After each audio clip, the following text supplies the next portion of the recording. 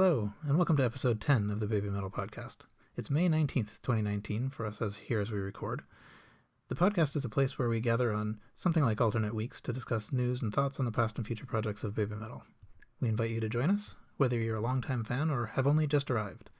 I am Paul, and I am joined by Kevin. Hello, everyone. And Garrett. Hello. This time Vars could not make it, but Kevin could, so welcome back, Kevin. Thank you. So, this may not matter to people who are in the distant future listening back to the back catalog, but we actually have not released the previous episode yet, in which, and we recorded that one a little bit before the Elevator Girl single was released. And it's rather amusing to listen to all the ways in which we were wrong. So, I guess, anyway, we know we were wrong. We knew we were going to be wrong, but not in what ways. I mean, is it possible to ever be right? It's probably not. But that won't stop us from speculating. Absolutely. So, let's see. I guess maybe we can start. There's a bunch of stuff that we can talk about, actually, but we can work our way up to it. So, the first thing is the Elevator Girl single was in fact released, as predicted. May 10th, it rolled across the time zones.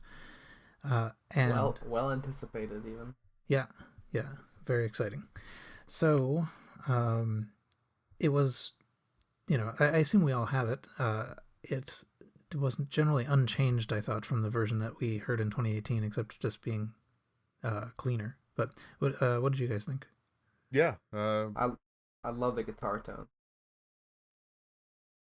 And the entire song is just fine mixed really well. I think the first time I heard it, I think I got a crappy bootleg, so it didn't sound too good. Oh, from the live shows, you mean? No. I'm talking about from the release. I listened to it before the rollout. Oh, look at that. So, this is why they don't why they don't like that. Yeah. I totally get it now. After getting the official release, it sounds a million times better than what I originally thought it did. Yeah, for me, it was nice to finally hear the lyrics clearly. I'd only ever heard the live versions up to then, and you can get an idea of what's going on, but when you're in the pit, it's mostly just noise and keywords that pop out here and there.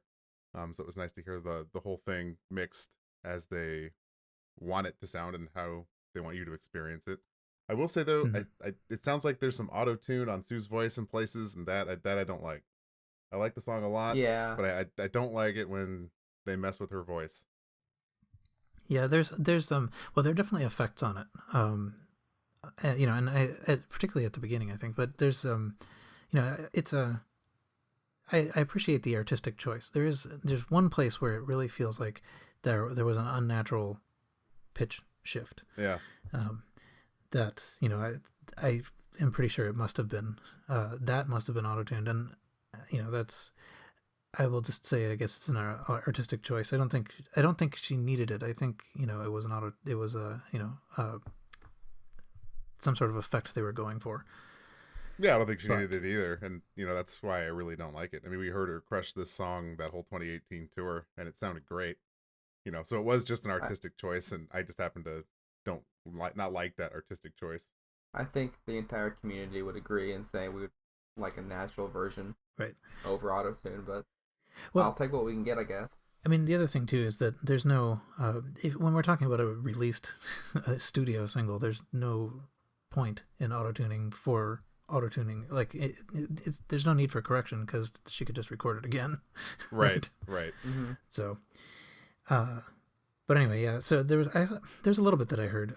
I was listening. The one I listened to most was, I think, the Dallas fan cam from last year, and that was really good. I mean, like I didn't hear much that I hadn't heard before. There's a little bit of sort of like I don't know what to call it, like harmonization between the guitars that I hadn't heard before on the fan cam, but it does sound a lot more layered, particularly in the backup vocals, and I don't know where those came from.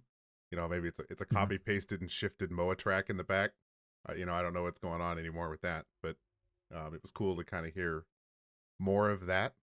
And it was also cool to hear the English lyrics sound like pretty darn good pronunciation of English lyrics and not a muddled mess like you get in the live versions. Mm-hmm. Yeah, I agree. Yeah. Yeah, and there was a little bit of the English lyrics that I didn't quite get correctly. There's something, there's one place where they say like, going up, going down, going up, going down, whatever. But there's a place where I keep shifting back and forth between hearing up and down. I'm wondering if they actually say them both simultaneously. Because when I listen to it quiet, I hear up, up, and then when I listen to it like in headphones carefully, I hear down, and it's very bizarre. It's like that dress that nobody knew what color it was. I think it does alternate though, doesn't it? Right? Yeah. Both are in there for sure. Mm-hmm. Oh well, I think it. Yeah, no, I think it alternates, but I didn't. But I think there's one of them where they may say them both at once. I don't know. Anyway, I'll keep listening. But we didn't get official lyrics or anything, did we? No, I don't think there was anything. Not that I'm aware of, anyway. No. Yeah. So the other thing about the Elevator Girl single that everybody was waiting for was what is the music video going to look like? Of course there's going to be one. The other two got one. There's got to be one. And I mean, I think we have like something sort of like semi-official hints that there would be one, but we don't have it yet. Very weird. Maybe there isn't going to be one. What are the hints you're talking about? Well, something sort of leak-like. I would probably go only that far. Okay. It's the way that we knew it was going to be at Brixton. I see. Yeah. But yes, there's no evidence. So now maybe I'm thinking that if there's going to be one, they might use footage from Japan. That's conceivable because obviously they don't have that footage yet. Giant elevator. Did they not play it at a Dark Knight Carnival or the other show? Oh, they definitely played it at Dark Knight Carnival. That would have been a cool one because it had all those people on stage. Right. And that one, for whatever you think of the many people, that particular song I think worked quite well with all the people. Right. I'm just imagining the stage layouts of if Elevator Girl like takes off as like a big hit soon after they release music video.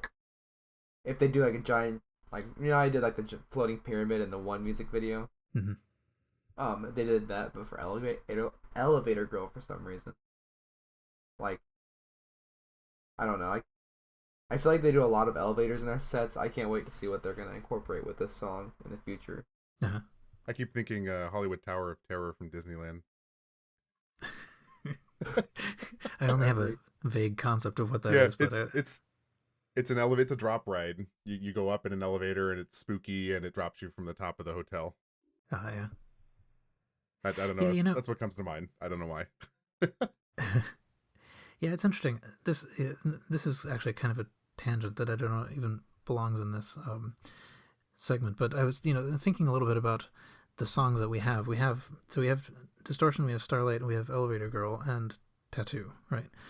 And it kind of feels like I could almost believe, like I can almost believe that there is a kind of like a narrative arc going on here.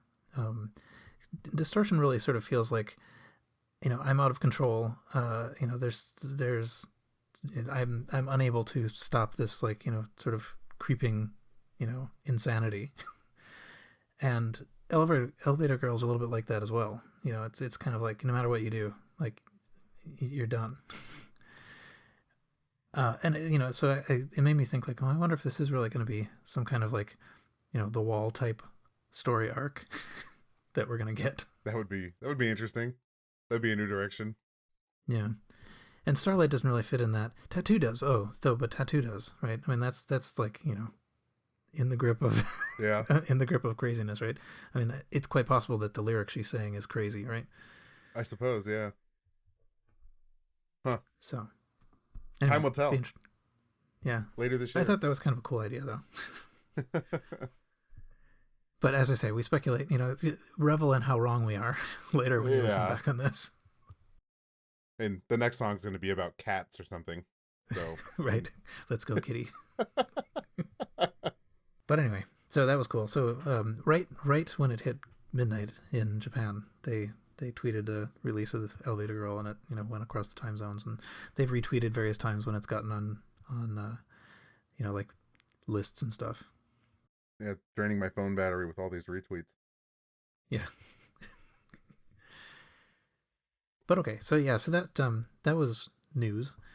Then there's another bit of news, still building up to the bigger news, but they did in fact release something that you can buy from 2018. It's a Metal Resistance Episode 7, Apocrypha, The Chosen 7, which is a Blu-ray of the Dark Knight Carnival with 11 songs on it, a Blu-ray of the Download Festival UK 2018 with 7 songs on it, and a CD of an unnamed new single from the upcoming album, which will all ship at or after the end of June. And it's the one exclusive, so you need to you need to have bought the shirt. But it's only 91.80 yen, so it's not a big deluxe edition, but it's still the one exclusive. So, but that was pretty amazing. They announced that on May 13th. Yeah, if you're into that kind of thing, that's a good thing to pick up. It's only $100, and you get quite a bit of content. Maybe we can read into that. Ships after the end of June. That's oddly specific. Yeah, although that's kind of the way A Smart actually really usually talks. I mean, they say they give a target date, but they call it after. Sure. Well, I think that does mean we can at least expect nothing until July at this point, at least in terms of when the album's dropping or the next single's dropping. Right. Yeah, it would be kind of weird to release the album and then send out the unnamed single. Right. But yeah, so we don't know what the single is. It could be Tattoo. It could be something we don't know. It could be Elevator Girl, I suppose. But that would be kind of dumb. That'd be really bad. But not out of the realm of possibility, I suppose. Right. It's cool. It is cool that Dark Knight Carnival is going to be available, though. I wasn't sure that it was going to be. I mean, like, I had it kind of at 70-30 odds, I think, in my head. But is it? They said they specify. Sorry. No, did they specify if they're going to include Galactic Empire? They didn't specifically say, but on the ASMart page they say full 11 songs on it, which I think means that it's just the BABYMETAL songs. Sure. So we'll have this kind of like weirdly out of context, strange people wandering around during Metataro. Yeah. If you knew, that'd actually be really funny if you knew nothing about that show and happened to be watching it or purchasing it, and suddenly Darth Vader. I would not mind being a fly on the wall to see that reaction. Yeah. Well, the whole show is pretty extravagantly weird. It might be a little weirder, the Sabaton guy. What is he doing? Yeah. Who is this? But it's still actually in the tweet, the announcement tweet. Apocrypha is misspelled, so that's pretty cool. But oh well. So anyway, that was that I didn't know. I mean, like, I guessed, but I didn't know that was going to happen, and it does seem like a lot of content. The Download Festival too. Who knew that was coming? Yeah. So. Is it the one they streamed? I think Download was streamed, wasn't it? No, we got that was the one they released, the one distortion from that. So that's on YouTube and on their official channel, but that was the only one. Oh, was it the German festival that they streamed the whole set? Yeah. They streamed one of those whole sets. I think there were 2 streams. One of them was at the German festival. I forget what the other one was, but it wasn't Download though. That was the Download Festival was one where there was sort of like lobbying to get it out, but sure. Okay. Anyway, so then the actual news that we didn't see coming, although we guessed wrong, or at least I did quite dramatically before, was that they announced a very large U.S. tour. Yeah, that's kind of an understatement. It's the biggest tour I think they've ever done. Not count, well, I guess if you count the Big Fox, it's technically more shows, but this is the most travel they've ever done in one tour, I think. Yeah, it's amazing. 20, so it's 20 dates. We Yeah. didn't know two of them we knew about already, the Forum in Los Angeles and the Aftershock Festival in Sacramento. But what's interesting, one thing that's interesting to me is that the Forum doesn't close it. The Forum is like the fourth to last show. Yep.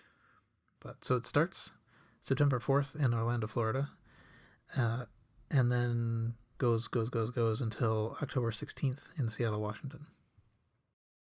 And it's pretty crazy travel too. It's just about every other day they're in a new city performing at a new venue. Mm-hmm. That's going to be a lot of travel. Yeah, it doesn't really look like there are very many days in between most of these, but yeah. Good luck if you're trying to do the whole thing. yeah, I bet almost nobody's going to make it. Yeah. I'm Avatar playing opening for them. I'm excited for that. They're a good band. Oh yeah, I was going to mention that. Yeah, Avatar. I don't know Avatar, but I've heard that they're good. I haven't actually checked them out yet. If you can get past like their outfits and the face makeup, like they're a good band. Like they're pretty solid. Don't forget The Who is also opening for them at the end of the tour. Yep. Oh. and that's not The Who that you're thinking of. It's The Who, HU, not WHO. Oh, that's disappointing now. Yeah. Yeah, I don't know them either, but yeah, so they're opening for the last two in Seattle and in Portland. So, but yeah, that's quite something. So pretty soon after we recorded the previous podcast episode, speculating about, well, maybe there'll be a tour, but surely it won't be until after the Forum, so they'll fill the Forum first and all that stuff. All of that is wrong. It'll be interesting to see the numbers as we get closer to September. I imagine a lot of these smaller venues will probably eventually sell out. But a lot of these, like Seattle is a good example.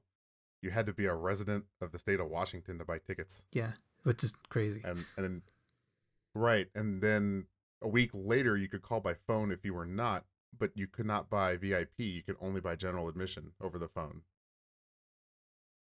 And that still holds true. Oh, really? Even now you can't do it? I sort of assumed when it was generally available you could, but nope.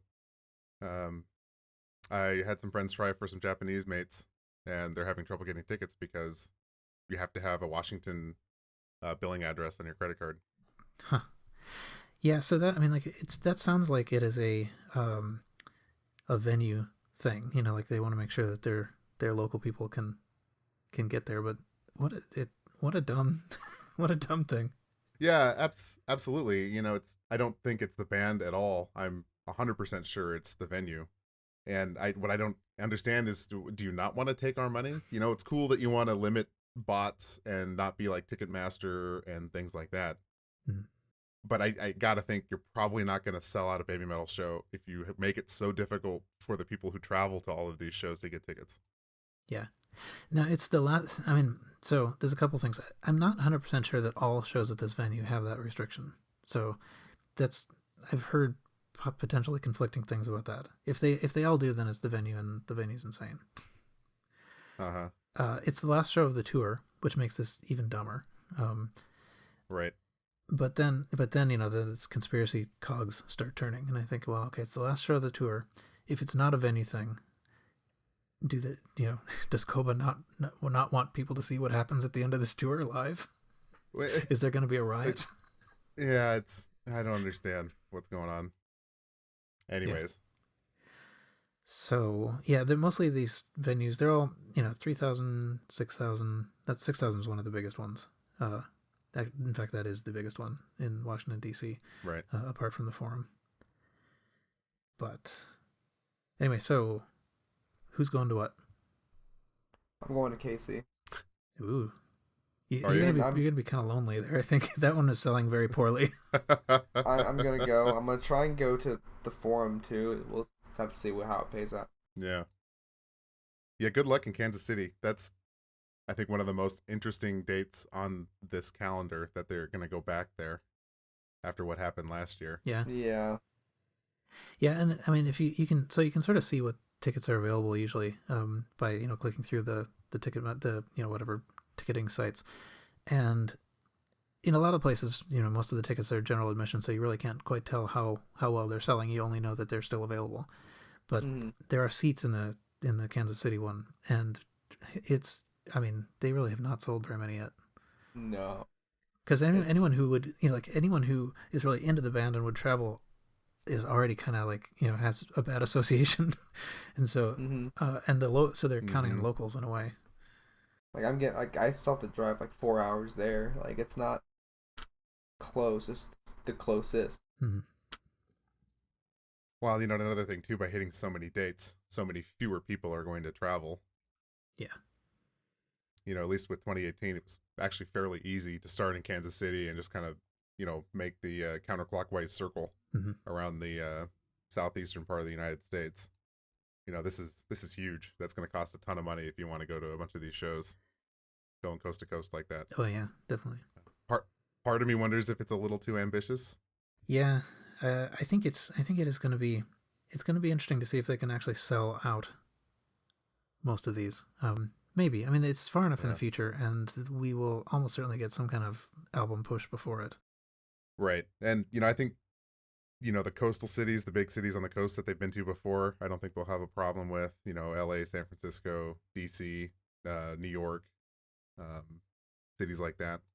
I think they're going to struggle in places like St. Paul, Denver, Salt Lake City. Yeah, Salt Lake City, I wonder about. But it's cool that they're going. Yeah, absolutely. I know that they do I know I know from reading the interview. I'm not sure if that counts as knowing, but they like the idea of sort of bringing in new people and having a wow factor there. Yeah, for sure. So I'm going to the Boston show, and at this point I think that's it. Which is sort of sad, but it's it doesn't fit in super well with my work schedule, but I managed that one. Sure. Yeah, I'm doing the West Coast. Excellent. Oh yeah, there's one other thing. There was the San Francisco show is on October 4th, and the Avatar site had for a little while also listed October 5th as a second show in that same venue. I think they've since removed it, but it seems like if that show sells out, there is a possible chance that the next day will open up too. Yeah, it makes sense. The venue's available. We looked into this. The venue's open. There's nothing else scheduled, and there's still a week before the Forum show in LA. So it makes sense to have another date available if they want to do another night because the ticket sales are hot. We'll see as it gets closer, I guess. BABYMETAL sold out everything they've done in California to this point, so it's not out of the realm of possibility that they might add a date there. Part of me hopes they don't because my wallet can't handle it. I'm already going to everything on the West Coast, so yeah. I don't know that I would need to do that one again. Yeah, there actually looks like there is a space after New York City as well that they might be able to. I don't know about the venue, but there's a gap in the schedule, a small one. Sure. Yeah, one of the bandmates out here that we have meetings with here in California did some research on the Warfield and found out that they are in fact open on the 5th and do not have anything scheduled. So excellent. Yeah, so this is gonna be pretty interesting. I have no idea what to expect, but I am chosen one at my show, so yeah. So I'm gonna wait till the Forum to get my merch. I'm just going straight there. In the Boston show, they're playing in the same venue they played some years ago, last time they were through. Okay. Before I knew who they were. How irritating that is. Right. Yeah, I think they played the Warfield in San Francisco in 2015. I think that's where they were. Cool. Same venue. Yeah, I guess that's probably good both for the band and the venues. The venues know what to expect more or less, and at least the band at least knows the venues. Yeah, so. Absolutely.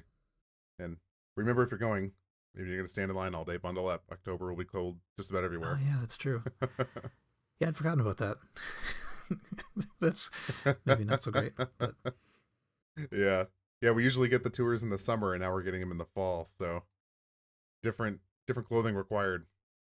Yeah, I don't know what you do if like you're like in big like snow gear in the Yeah. inside the venue, but Hopefully they have a coat check.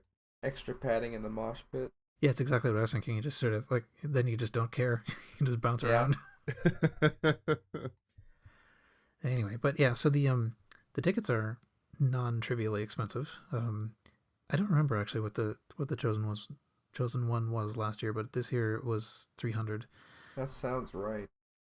I think it was Okay. about the same. And It wasn't hugely different. But at least this time all the tickets come with the single. So you get a little bit more guaranteed. yeah, yeah, that's cool. The singles are being mailed, so you don't actually have to take them. Or wait, not the singles, the album. And I said single, I meant album. Yes, sorry. Yeah, no, that's I'm gonna have too many of these, of course, now because I've got two coming from the forum because I wound up not accidentally, but getting one ticket and then a better one, and then another one coming from the Boston show, and of course, what am I going to do with three? I guess maybe it's a way to grow the fan base by having you give them to friends. Sure. Yeah, I'm looking at having 4. So, if anybody needs a copy of the album, hit me up. I have some to spare. You know what's funny? I don't even have a way to play a CD. Oh, really? Or rip it, or do anything. I have no way to listen to that. I have a record player. They could give me, a record, but I have no way to listen to a CD. Excellent. Well, yeah, I think I still do, but you're right. My sort of primary computer no longer has any kind of media. Yeah, I don't even have a CD player in my car anymore. I have one for each, but they all don't work. Like my CD drive's unplugged, my car CD player doesn't work. Yep. Oh well. Yeah. It'll still be kind of. Well, hey, send out USB. If the album's bad, we'll have coasters right. at least. Exactly. Yeah, it's kind of too bad that we lost to the old, the old 12-inch formats that actually had cover art that you could, admire rather than these little goofy little whatever they are, 5.5-inch CDs. But so let's see what else. Is there anything else we want to say about this? I mean, I'm not sure if there's anything specific that I wanted to say about any of these venues, but they're just a lot. The travel path looks relatively reasonable. There's a couple of kind of weird little spirals they do on the East Coast and stuff, but yeah, it should be pretty easy. It's a lot of flying, man, or busing, however they're gonna do it. Yeah. Hopefully they all have frequent flyer miles. Yeah, hopefully they get to use them themselves. They're gonna earn a lot. So let's see. Might be interesting to speculate too. Where do they go before or after this? Are they going to hit Europe? Are they going to hit anywhere else in Asia? They haven't skipped a year in Japan. Are they only going to do these shows coming up here at the end of June in Japan, or are they going to tour again after the album this year in Japan? And what about Europe? We know they're going out to Brixton.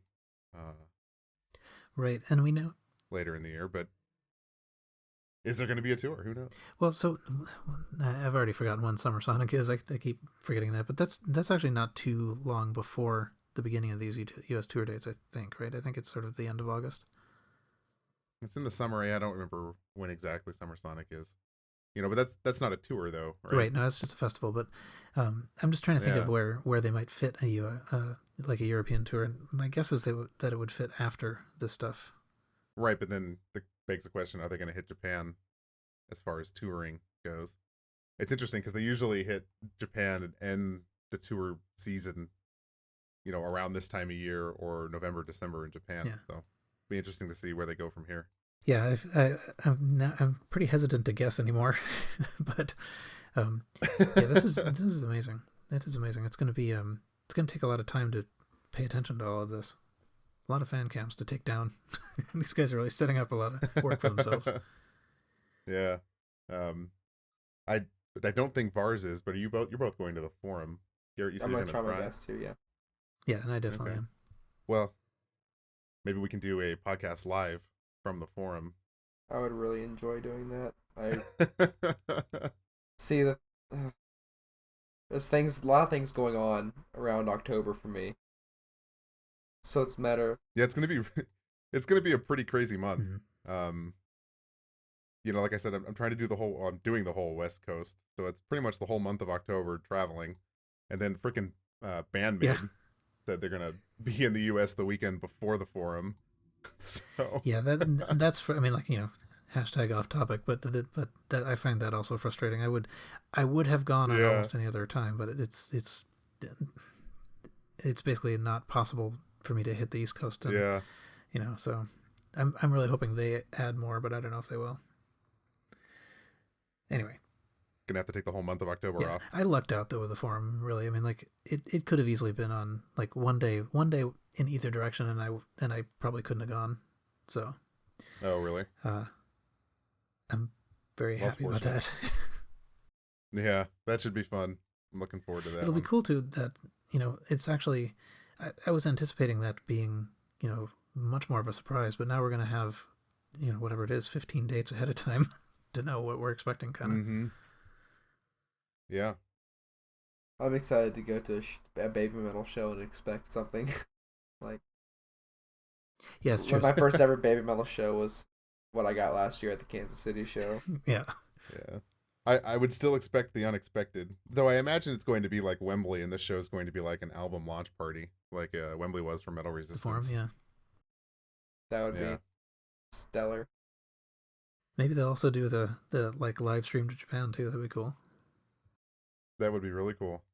Yeah. Anyway, so let's see. I haven't been paying attention to the chat room, although I've seen it's been going by. So thank you, guys. I can say that the list of song titles is completely fake. Yeah. But it was a sort of a funny joke that I guess whatever somebody posted at one point. But Let's Go Kitty is still my favorite one on there. But anyway, yeah. So hopefully we'll be able to do something at the forum. I think it'd be pretty cool to figure out a way to record something. We'll make something happen if we're all there. I think that's not too hard to facilitate. We all got smartphones, right? Discord. Yeah. Or live stream to YouTube. It's gonna be. I'm local. I'm local enough. I can bring a laptop. Word. Excellent. Yeah, that is planning way far in advance. I wonder if I should. I've sometimes thought about getting something like a dedicated audio, like a digital audio recorder that I wouldn't mind losing. Sure. Just in case. Because I don't know, traveling. Yeah, I worry a little bit about bringing extra stuff for traveling and that sort of thing. So. Yeah, we got a few months to figure it out still. Anyway, so I guess maybe that we can probably wind this down at this point. Anything else anyone wanted to add about any of the stuff so far, the news? But big news. Big news. No, my wallet hurts. This was expensive. Yeah. Yes. I was lucky. My sister actually lives in Seattle, so I called her and said, "Hey, help." Oh, interesting. So she ended up buying a bunch of tickets for some friends and I. Yeah, I thought about that. Like, there was an 8-ticket limit, and it would have been nice to buy a block for people, but yeah. Anyway, okay. So yeah, the other thing I might want to mention is this was sort of brought up as a possibility last time, and then we didn't do anything about that, and we're not going to at this point. But it might be interesting if there isn't any huge news to talk about next time, to talk about some of the content of some of the older Kobametal interviews. So I think I don't think I'm going to say anything sort of further about that, but we'll maybe put links in the show notes for this episode to kind of look at some of the interviews, so we can kind of talk about his thoughts about his thoughts earlier on. These are all older, about like kind of the formation and the concepts behind the group. Yeah, that would be interesting. I'm sure a lot of people haven't looked through all that stuff. I haven't looked through it in a long time. Mm-hmm. Yeah, me neither. Like I looked at it. I looked at it maybe like a month ago or something when I was putting it in the show notes, and was surprised. Like it's a lot of it is pretty sort of like sober. Sure. Anyway, then that's it for this episode. You can join us on the Baby Metal Podcast Discord to continue the conversation. Rating the podcast on whatever platform you listen on will help people find it, so please do that. We'll be back here in something like 2 weeks, and we hope you'll join us. And until then, see you.